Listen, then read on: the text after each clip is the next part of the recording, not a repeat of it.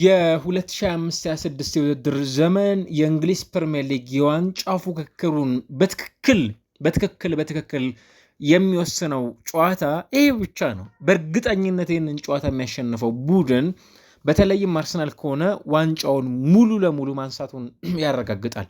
በአንጻራዊነት ማንቸስተር ሲቲ ከሆነ ይህንን ጨዋታ የሚያሸንፈው የእንግሊዝ ፕሪሚየር ሊግን ለማሸነፍ ቢያንስ ተአምራቶቹ ወደ እጁ ለማስገባት እጅግ በጣም ትልቁን መስመር የሚጓዝበት የጨዋታ መርሃ ግብር እንደሚሆን ከሚጠበቁ የጨዋታ ሂደቶች መካከል በትልቁ የሚነሳ ነው። ማንቸስተር ሲቲ ከአርሰናል የሚያደርጉት የእንግሊዝ ፕሪሚየር ሊግ የጨዋታ መርሃ ግብር በጣም ቀላል አይደለም። የማይንድ ጌም ከዚያ ባሻገር ከአእምሮ ጨዋታ ባለፈ የተጫዋቾች የስነ ልቦና የበላይነት የሚወሰን የእንግሊዝ ፕሪሚየር ሊግን መዳረሻ የሚወሰን አርሰናል ከቦርንሞዝ ሽንፈት በኋላ እንዴት ባለ መልኩ መመለስ ይችላል የሚል እንደ አሰልጣኝ ፔፕ ጓርዲዮላ ሁሉ በዚህ ጨዋታ ላይ ከተሸነፈን አዎ የእንግሊዝ ፕሪሚየር ሊግ የዋንጫ ፉክክር ያበቃል ብሏል። ነገር ግን ይህንን ጨዋታ ደግሞ በአቻ ውጤት የሚያጠናቅቁ ከሆነ እስከ መጨረሻው ድረስ የሆኑ ተአምራቶች ሊፈጠሩ ይችላሉ የሚሉ ሀሳቦችም ጭምር የሚነሳ ነው። ነገር ግን በአጠቃላይ ከተመለከትነው ግን በጣም አስፈላጊ የሚባል የጨዋታ መርሃ ግብር በሁለቱ ክለቦች መካከል ሲከናወን ምን ሊያስመዘግብ ይችላል የሚለው ጉዳይም ጭምር ከሚጠበቁና በጣም ትልቅ ትኩረት ከሚስቡ የጨዋታ መርሃ ግብሮች መካከል በትልቁ የሚነሳ ነው። ሲቲ ወይንስ አርሰናል? ሲቲ ወይንስ አርሰናል? አርሰናል ወይንስ ሲቲ? ፔፕ ጓርዲዮላ ወይንስ ደግሞ አሰልጣኝ ሚኬል አርቴታ የሚለውንም ጭምር ጥያቄ የሚነሳ ነው። ምናልባት በዚህ ውድድር ዓመት የማንቸስተር ሲቲ የዋንጫ ጉዞ ሊያበቃ የሚችልበት የውድድር ዓመትንም ጭምር ሊሆን የሚችልበት አማራጭ ሊፈጠር እንደሚችልም ጭምር ደግሞ የሚያሳዩ ነገር ግን በፕሪሚየር ሊጉ በጣም አስደናቂ የሆነ የመጨረሻዎቹ ቆይታዎቹ በማስመልከት የሚታወቀው ማንቸስተር ሲቲ ቼልሲን 3-0 በሆነ ውጤት ባሳለፍነው ኤፕሪል 12 አሸንፎ ነው ወደዚህ የጨዋታ መርሃ ግብር የሚመጣ ነው። ይህንን ከተመለከታችሁ ምናልባትም በጣም ከሚጠበቁ ቡድኖች ውስጥ አንዱ ይሆናል። በቅርቡ ብቻ አርሰናልን፣ ሊቨርፑልን፣ ቼልሲን ማሸነፍ የቻለ ቡድን ሆኗል ከኢንተርናሽናል ብሬክ በኋላ። ማን? የፔፕ ጓርዲዮላው ማንቸስተር ሲቲ። ይህንን ተመልክተን በዚህ ጨዋታ ላይ ምን አዳዲስ ነገሮችን ልናይ እንችላለን የሚለው ጉዳይም ጭምር ደግሞ በጣም የሚጠበቅ ነው። ነገር መዘንጋት ደግሞ የሌለብን ልክ ከዌስትሃም ጋር ያቻ ውጤትም ጭምር ደግሞ ያስመዘገበ ቡድን መሆኑንም መዘንጋት ያለብን አይመስለኝም። አሁን ባለ ሁኔታ ግን ቀጣዮቹ የጨዋታ መርሃ ግብሮችም ጭምር በፉክክር ደረጃ ካየናቸው በጣም በትልቁ የሚጠበቁና ምናልባትም በፕሪሚየር ሊጉ ቀላል የሚባሉት ጨዋታዎች እንደሌሉም ጭምር ለሁለቱም ክለቦች የሚያሳዩ መሆናቸውን እየተመለከትን እንገኛል። ስቲል የኦፕታ ሱፐር ኮምፒውተር የእንግሊዝ ፕሪሚየር ሊግን የማሸነፍ ቅድመ ግምት የሰጠው ክለብ አርሰናል ነው። 97.3% የእንግሊዝ ፕሪሚየር ሊግን የማሸነፍ ቅድመ ግምት ያገኘ ቡድን ነው። ምናልባትም አንዳንድ ክለቦች ይህንን ያህል በዚህ ሳምንት ካገኙ በኋላ ከጊዜ ወደ ጊዜ ደግሞ የሆኑ ቁጥሮችን ይቀንሳሉ። አክቹዋሊ የአርሰናል ይሄኛውን ምናልባትም ወደ 86.1% ወርዷል። የማንቸስተር ሲቲ ደግሞ ወደ 13.9 አካባቢ በሆነ ቆይታ አሁን ባለበት ነባራዊ ሁኔታ የእንግሊዝ ፕሪሚየር ሊግን የማሸነፍ ሂደቱን በተመለከተ በመጠኑም ቢሆን ደግሞ መቀነስ የቻለ የጨዋታ መርሃ ግብር ነው። ነገር ግን የእንግሊዝ ፕሪሚየር ሊግን የዋንጫ ፉክክርን ደግሞ ዲሳይድ የሚያደርግ ነው። ምናልባትም ከዚህ ቀደም በእንግሊዝ እግር ኳስ ታሪክ ኔቨር ቢፎር ሃዝ 6 ፖይንት ሊድ ነው የሚለው። እንዲሁም በእንግሊዝ ፕሪሚየር ሊግ በእነዚህ የመጨረሻዎቹ ሰዓታት ላይ እንዲህ አይነት አካሄዶች ኖሮት የአርሰናል የ22 ዓመታትን ታሪክ ወደኋላ መለስ ብለን ከተመለከት ነው ምናልባትም በትልቁ የሚነሳ ዋንጫውን የማሳካት እድል እንዳለውም ጭምር የሚያሳዩ መሆናቸውን የተመለከትንባቸው ናቸው። ምናልባትም ብዙዎች እንደሚያነሱት አርሰናል ለምሳሌ ከ13 አካባቢ ከሚጠጉ ሰዎች 8ቱን ያህል የአርሰናል የዚህ ውድድር ዓመት በዋንጫ ያጠናቃል የሚል ቅድመ ግምት የሰጡ ሰዎች ናቸው። ከዚያ ባሻገር ማንቸስተር ሲቲ ደግሞ ያለፉትን ዓመታት በጣም ስኬታማ የምንለው ክለብ መሆኑን መዘንጋት የለብንም አይደለ? በዚህ አካሄድ ከተመለከት ነው ምናልባትም አብዛኞቹ ነገሮች ለማንቸስተር ሲቲ በጫና ደረጃ ከተመለከትናቸው እጅግ በጣም ቀለል ያሉ ናቸው። ምናልባትም የሌሎች ቡድኖችን ነጥብ ድሮፕ ማድረግ በማንቸስተር ሲቲ በኩል የሚጠበቅ ትልቅ ርዕሰ ጉዳይ ስለሆነ ነገር ግን ሁልጊዜም በቅርብ ዓመታት በተለይም ባለፉት ሶስትና በተለይ የዘንድሮን የውድድር ዓመት ደግሞ ከጨመር ነው 4 የውድድር ዓመታት ማንቸስተር ሲቲ ከአርሰናል ጋር የሚያከናውኗቸው እንግሊዝ ፕሪሚየር ሊግ የጨዋታ መርሃ ግብሮች በጣም ቀላል የሚባሉ አይደሉም። ምክንያቱም ሲቲ ሻምፒዮን ሲሆን አርሰናል ሁለተኛ ሆኖ ነው ያጠናቀው። ሊቨርፑል ሻምፒዮን ሲሆን አርሰናል ሁለተኛ ሆኖ ነው ማጠናቀቅ የቻለው። በተመሳሳይ ሲቲ ሻምፒዮን ሲሆን ሊቨርፑል ሁለተኛ ሆኖ ነው እንግዲህ ባለፉት የውድድር ዓመታት ማጠናቀቅ የቻለው። አሁን 70 ነጥቦችን ሰብስበዋል፣ አንደኛ ደረጃ ላይ ይገኛል። ማንቸስተር ሲቲ 64 ነጥቦችን ሰብስበዋል፣ አንድ ቀሪ ጨዋታ ያለው ሁለተኛ ደረጃ ላይ ይገኛል። ይህ የእርስ በርስ ግንኙነቶቻቸው የሁለቱ ክለቦችን የቅርብ የጨዋታ መርሃ ግብሮችን ሳይሆን የሁለቱ ክለቦችን የእንግሊዝ ፕሪሚየር ሊግን የሻምፒዮንነትን ጥያቄ የሚመልስ የጨዋታ መርሃ ግብር ሊሆን ይችላል። ምናልባት ወደኋላ መለስ ስንል ልክ ፌብሩዋሪ 2025 አርሰናል 5-1 በሆነ ውጤት የረመረመውን ጨዋታ ወደኋላ መለስ ብለን እንዲህ አይነት ውጤት ካስመዘገበ አርሰናል የሊጉ ሻምፒዮን መሆኑን ያረጋግጣል። እንዲያውም ሰለብሬት የሚያደርገው እዛው ከማንቸስተር ሲቲ ጋር ባደረገው የጨዋታ መርሃ ግብር ይሆናል፣ በኤቲሃድ ማለት ነው። ይህ ካልሆነ ግን በቅርብ ጨዋታዎች ማንቸስተር ሲቲ ቀጥሎ በኤምሬትስ የተደረጉትን ያለፉትን 3 መርሃ ግብሮች ከተመለከትን ሲቲ በአንዱ አሸንፏል፣ በአንዱ አቻ ወጥቷል፣ በአንዱ ሽንፈትን ያስተናገደ ቡድን ነው። ነገር ግን ማንቸስተር ሲቲ ባለፉት 10 መርሃ ግብሮች በሜዳው ካከናወናቸው ጨዋታዎች ከአርሰናል ጋር በ7 አሸንፈው በ3 አቻ ወጥቷል። ምንም አይነት ሽንፈትን አላስተናገደም። በማኑኤል ፔሌግሪኒ ስር ነው ጃንዋሪ 2015 ለመጨረሻ ጊዜ አርሰናል 2-0 በሆነ ውጤት በሜዳው ሽንፈትን ያስተናገደው በማን በአርሰናል። ከዚያ ባሻገር አርሰናል ደግሞ ባለፉት 5 መርሃ ግብሮች ከሲቲ ጋር ያከናወናቸውን ጨዋታዎች አልተሸነፈም። ይህም በጣም አስደናቂ ነው በአርሰናል በኩልም ጭምር። በተለይም በሚኬል አርቴታ ስር ከሲቲ ጋር የሚያደርጋቸውን ጨዋታዎች ብዙ የማይሸነፍባቸውና ከትላልቅ ቡድኖች ጋር ይዟቸው የሚወጡትን ነጥቦች እያሻሻለ መጥቷል አይደለ? በ2 አሸንፏል፣ በ3 አቻ ወጥቷል።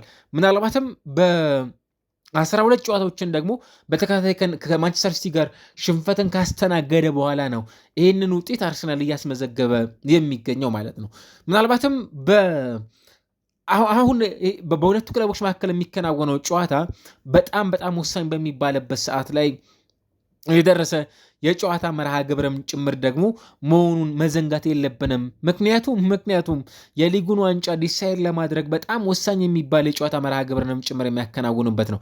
ምናልባትም አሰልጣኝ ፔፕ ጓርዲዮላ ከሚኬል አርቴታ ጋር በሚገናኝባቸው የጨዋታ መርሃ ግብሮች ስቲል 79.5% ጨዋታዎችን የማሸነፍ እድል አለው።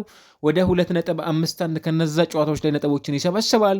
ይህንን ከተመለከታችሁ ፖይንት ፐር ጌም በሚሉት ላይ ሚኬል አርቴታ ከፔፕ ጓርዲዮላ አንጻር ያነሰ ቁጥር አለው። 1.54 የሚጠጉ ነጥቦችን ነው በየጨዋታው ላይ ሰብስቦ ሲወጣ የምንመለከተው።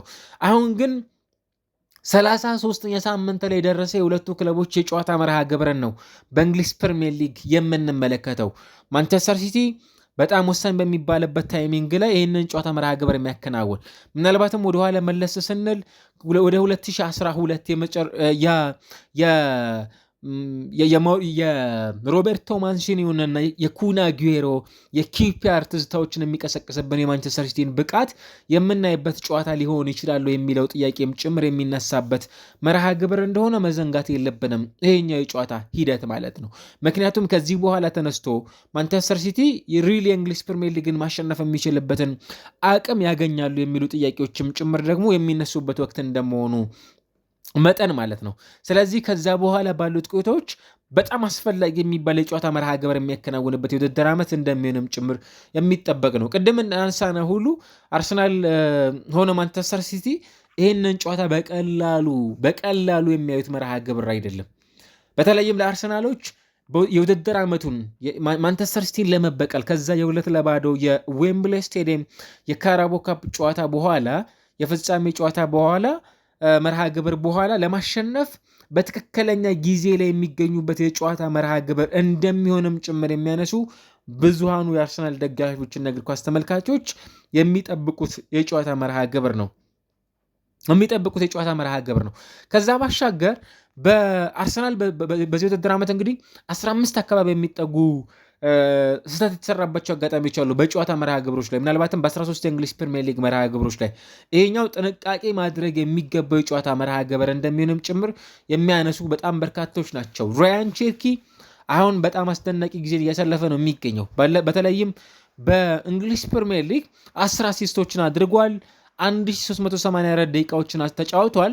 ምናልባትም በአንድ የውድድር ዘመን ብዙ በተለይም ከ2016-17 በኋላ ወይም ከኬቨን ደብሮይን 2022-23-24 በኋላ በጥቂት የኳስ ንክኪዎች አሊያም በእንግሊዝ ፕሪሚየር ሊግ በ138 ደቂቃዎች በአማካይ አሲስት ማድረግ የሚችል ተጫዋችም ጭምር ነው። ማን? ራያን ቼርኪ።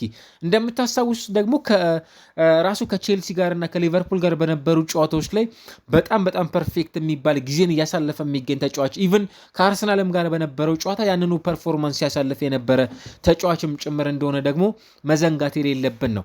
አርሰናል ኤቤርቼ ኤዜ ሌላው የሚጠበቁ ተጫዋቾች ናቸው። እንግዲህ ባለፉት የቅርብ ጨዋታዎች 2 ጎሎችን አስቆጥሯል፣ 1 አሲስት አድርጓል። ይህም አንዱ የሚጠበቀው ነው።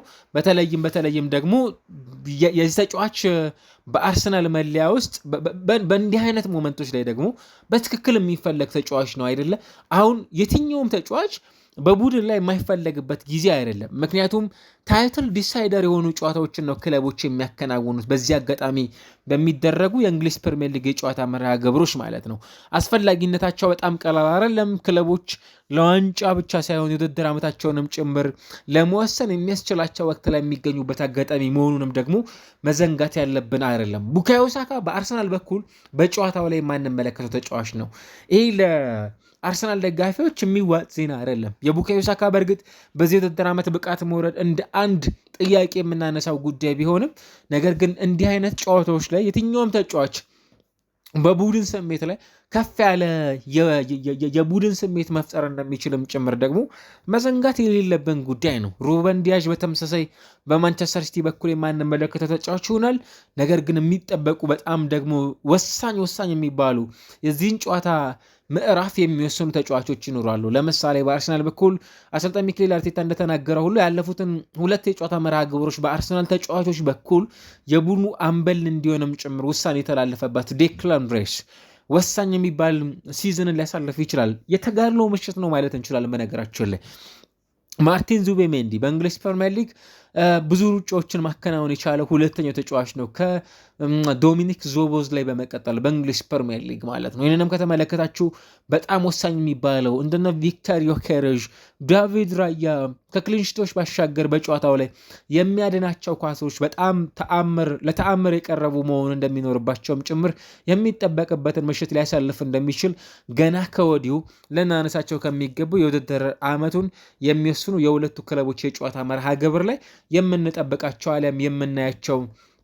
ርዕሰ ጉዳዮች ሊሆኑ እንደሚችሉም ጭምር ገና ካሁኑ የሚነሱ መሆናቸውን ደግሞ መዘንጋት የሌለብን ጉዳይ ነው። ነገር ግን ሁለቱ ክለቦች ሁልጊዜም የሚያከናውኗቸው ጨዋታዎች ይጠበቃሉ አይደለ? በቅርብ ዓመታት በተመለከትናቸው ቆይታዎች፣ ምክንያቱም የዋንጫ ፉክክሩን ወደ ሆነ ክለብ መውሰድ የሚችሉ ጨዋታዎች እንደመሆናቸው መጠን ማለት ነው። ፔፕ የመጨረሻ ሲዝኑን አሁንም እያሳለፈ አይደለም የሚሉ ጥያቄዎች ይነሱበታል በቡድኑ በኩል። ነገር ግን ቢያንስ ለተጨማሪ 1 ዓመት በእንግሊዝ የመቆየት እድል እንዳለውም ጭምር ደግሞ ማንሳቱ ሳይረሳ ማለት ነው። እንዲያ ባለበት ሁኔታም ጭምር ግን የዘንድሮ የውድድር ዓመቱን ቆይታን በተመለከተ ሊወስኑ የሚችሉ የመጨረሻ የጨዋታ መርሃ ግብሮች ላይ ብቻ የሚቀር ነው። እሱም እንዳለው ይሄ ጨዋታ ምናልባትም ውጤት አስመዝግቦ ለሚቀጥሉ ጨዋታዎች የሚንደረደረውን ማንቸስተር ሲቲን አሊያም ደግሞ አርሰናልን እናያለን ነው የሚሉት ጥያቄዎችም ጭምር ደግሞ የሚታይበት የእንግሊዝ ፕሪሚየር ሊግ የዋንጫ ፉክክሩን ወደ ሆነ ክለብ የሚጠቁም ጨዋታ እንደሚሆን ደግሞ መዘንጋት የሌለብን ትልቅ የጨዋታ መርሃ ግብር በሁለቱ ክለቦች መካከል ሲከናወን እናያለን። ማንን ይህንን ጨዋታ በበላይነት ይወጣዋል የሚለው ጉዳይ በጣም በትልቁ የሚጠበቅ ነው።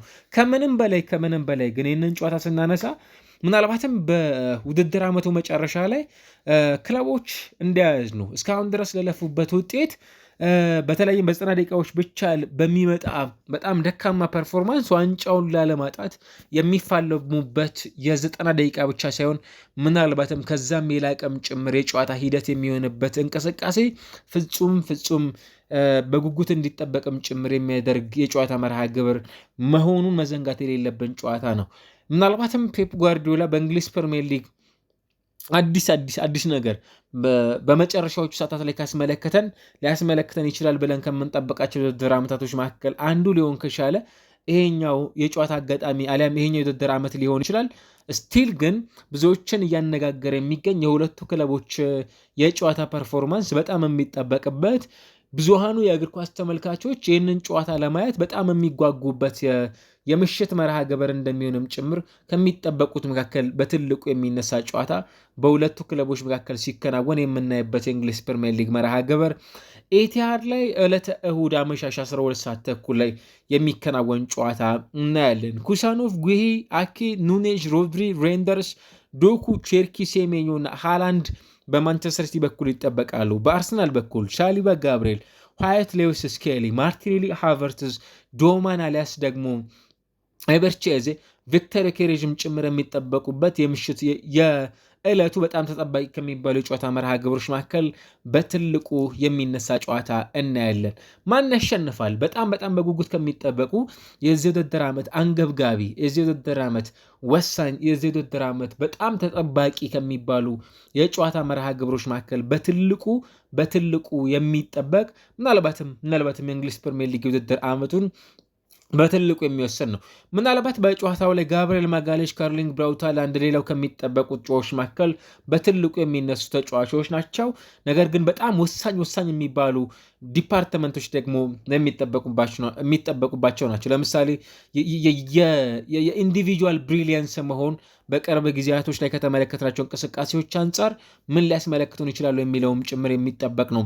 በ2025/26 የሁለቱን ክለቦች የቅርብ ጊዜያቶችን ከተመለከትን ምናልባትም ማንቸስተር ሲቲ በ2025/26 ብቻ ማለት ነው 9 ጨዋታ አከናውኖ ማንቸስተር ሲቲ 4ቱን አሸንፈዋል። አርሰናልም 9 ተጫውቶ 4 አሸንፈዋል። ሲቲ 3 አቻ ወጥቷል፣ አርሰናልም 3 አቻ ወጥቷል። ሲቲ 2 ተሸንፈዋል፣ አርሰናልም 2 ተሸንፈዋል። ሲቲ 15 ጎል አስቆጥሯል፣ አርሰናልም 15 ጎል አስቆጥሯል። በተመሳሳይ ሲቲ 9 ጎል ሲቆጠረበት አርሰናልም 9 ጎል ተቆጥረውባቸዋል። የ2025 ስታቲስቲክሶች ተመሳሳይ ናቸው። 2025/26 ሃላንድ ከጋብርኤል ማጋሌሽ ሌላው በምሽቱ ጨዋታ ላይ የሚጠበቅ ነው።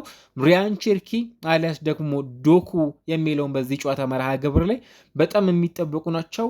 ምናልባትም ደግሞ የአርሰናል የውድድር ዓመቱን መርሃ ግብር በጣም ከሚጠበቁባቸው መካከልም በትልቁ የሚነሳ ነው። አርሰናል በተለይም ለምሳሌ ሴፕቴምበር ላይ 78 በመቶ ጨዋታዎችን የማሸነፍ ስኬት ነበረው። ኦክቶበር ላይ 70 በመቶ፣ አሁን ላይ ያ ወርዶ ወደ 42 በመቶ ዝቅ ብለዋል። በሁሉም ውድድሮች ጨዋታዎችን የማሸነፍ በወራት ደረጃ ከተመለከት ናቸው። ይህም አንዱ ምናልባትም ምቾት ሊነሳቸው የሚችላቸው አጋጣሚ ሊሆን ይችላል። ግን ብዙ ምክንያቶች ያሉት የእንግሊዝ ፕሪሚየር ሊግን ዲሳይድ የሚያደርግ መስትዊን ኦር ዳይ የሚሉት ጨዋታ እንደሚሆንም ጭምር የሚጠበቅ ነው። ሲቲ እና አርሰናል